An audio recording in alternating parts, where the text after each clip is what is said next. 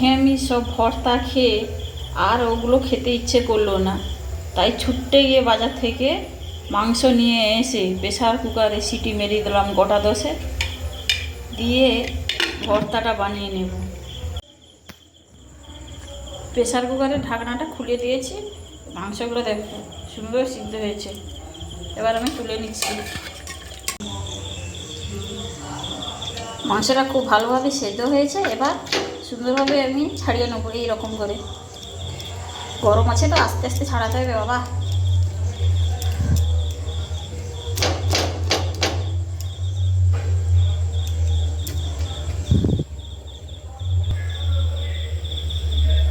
মাংসগুলো এরকম আমি টুকরো টুকরো করে নিয়েছি, এইরকম।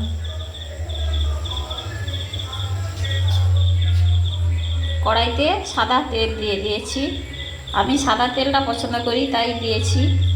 আপনারা যদি সরষে তেল পারেন দিতে পারেন, কোনো অসুবিধা নেই। কড়াইতে তেল গরম হয়ে গেছে, এবার আমি পেঁয়াজ দিচ্ছি।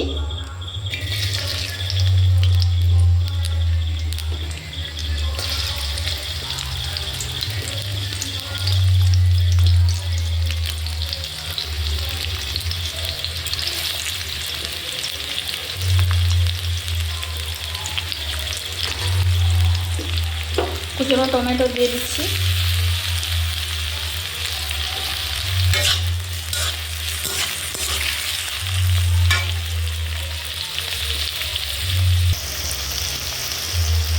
পেঁয়াজ আর টমেটো লাল লাল হয়ে গেছে, এবার আমি আদা রসুনের বাটা দিচ্ছি,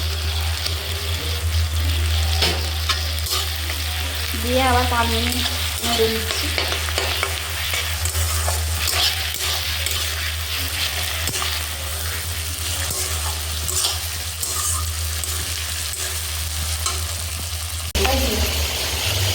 পেঁয়াজ রসুন আদা টমেটো সব ভালো হয়ে গেছে, এবার আমি কাশ্মীরি লঙ্কা দিয়ে দিচ্ছি একটু কালারের জন্য, আর ঝালের জন্য লাল লঙ্কা গুঁড়া, হলুদ গুঁড়া,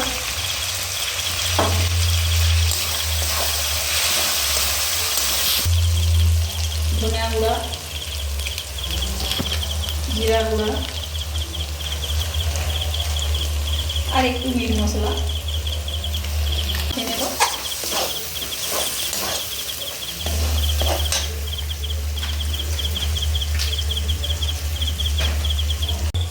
সেদ্ধ করা মাংসগুলো আবার দিয়ে দিই।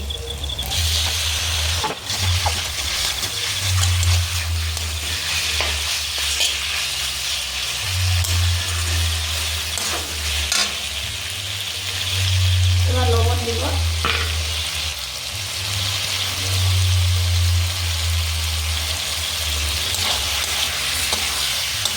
ভালো করে নেড়ে নেব।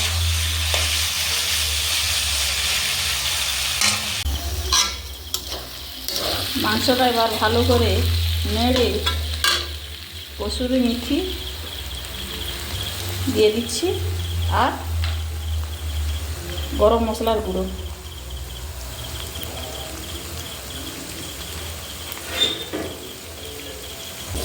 দিয়ে নেড়ে চেড়ে ঢেলে নেব।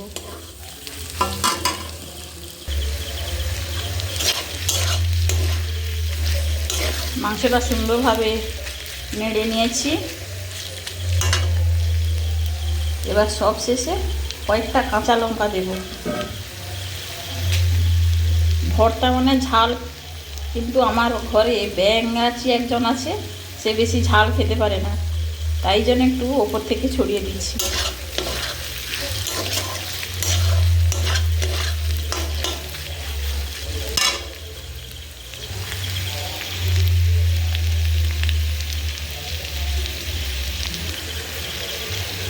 এবার মাংস সেদ্ধ করা জলটা দিয়ে দিচ্ছি, অল্প করেই দেবো, দিয়ে ঢাকনা দিয়ে 10 থেকে 15 মিনিট রাখবো।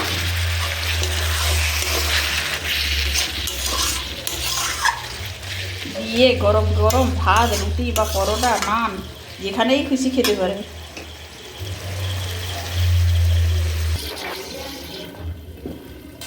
এবার ঢাকনাটা খুলে দিচ্ছি।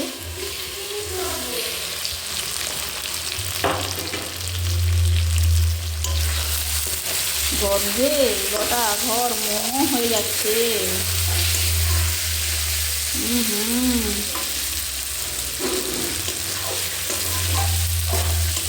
এবার আমি গ্যাসটা বন্ধ করে খপাখপ ঢেলে খপাখপ রুটির সঙ্গে খেয়ে নেব।